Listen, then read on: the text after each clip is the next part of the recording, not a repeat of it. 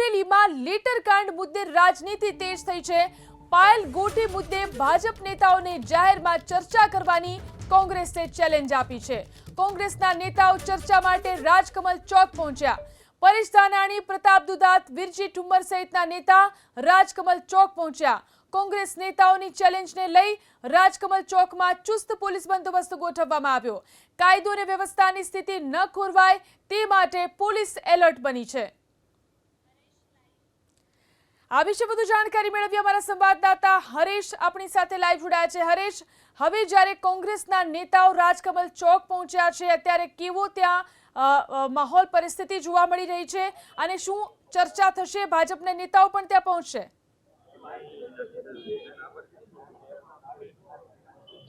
જે પ્રકારે ગઈકાલે જે પરેશ ધાનાણી દ્વારા પત્રકાર પરિષદ યોજવામાં આવી હતી અને જે પ્રમાણે પાયલ ગોટીનો જે લેટર કાંડ જે ચાલી રહ્યો છે તે વિવાદને લઈ અને કોંગ્રેસ હાલ અત્યારે મેદાનમાં આવી છે। ગઈકાલે પરેશ ધાનાણી દ્વારા પત્રકાર પરિષદ યોજવામાં આવી હતી અને તેમણે સીધો પડકાર ભાજપના ધારાસભ્ય કૌશિક વેકરિયાને ફેંક્યો હતો અને તેમને કહેવામાં આવ્યું હતું કે જો પત્રિકા સાચી હોય, ભ્રષ્ટાચારના જે આક્ષેપો જે કરવામાં આવ્યા છે જો સાચા ન હોય તો રાજકમલ ચોકમાં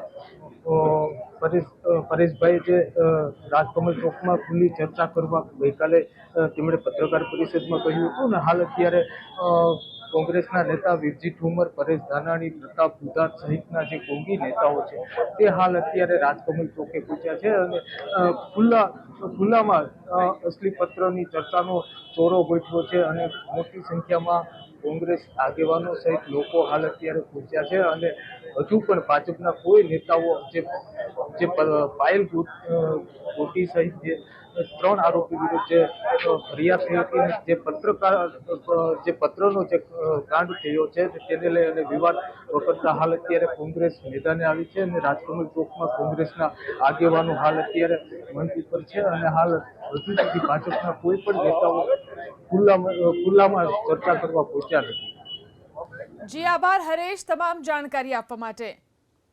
તો પાટીદાર દીકરી મુદ્દે ગરમાયેલી રાજનીતિ વચ્ચે ભાજપે પણ કોંગ્રેસ પર પ્રહાર કર્યા। ભાજપના મુખ્ય મીડિયા કન્વીનર યજ્ઞેશ દવે કોંગ્રેસ પર પ્રહાર કર્યા। કોંગ્રેસના નેતાઓ દીકરીના ખભે બેસી અને રાજકીય રોટલા શેકી રહ્યા છે। લુપ્ત થતી કોંગ્રેસને જીવિત કરવા માટે દીકરી મુદ્દે કોંગ્રેસ રાજનીતિ કરે છે। પાટીદાર દીકરીને અન્યાયની વાતો કરનારી કોંગ્રેસ ભૂતકાળ ભૂલી ગઈ છે। ભૂતકાળમાં કોંગ્રેસના કેન્દ્રીય મંત્રી રહી ચૂકેલા નેતાના વિડીયો પણ વાયરલ થયા હતા। કોંગ્રેસ નેતા દીકરી સાથે મારામારી કરતા હોય તે પ્રકારના વિડીયો વાયરલ થયા હતા।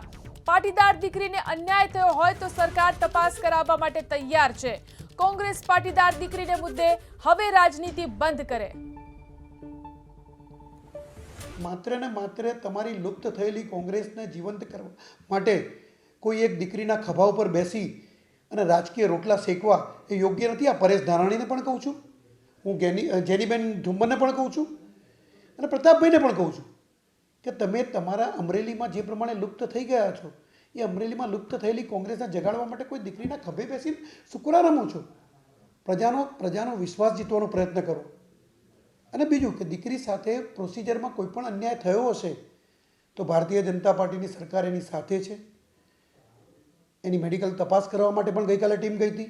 દીકરીએ ના પાડી છે, તમે ના પડાવડાવી હશે, પરંતુ આજે પણ અમે તૈયાર છીએ અને એ તપાસમાં પણ જો એ કોઈ કસૂરવાર આવશે, કોઈ પોલીસ હશે, કોઈ આઈપીએસ અધિકારી હશે કે ગમે તેવો મોટો અધિકારી હશે, એની ઉપર એક્શન લેતા ભારતીય જનતા પાર્ટીની સરકાર અચકાશે નહીં।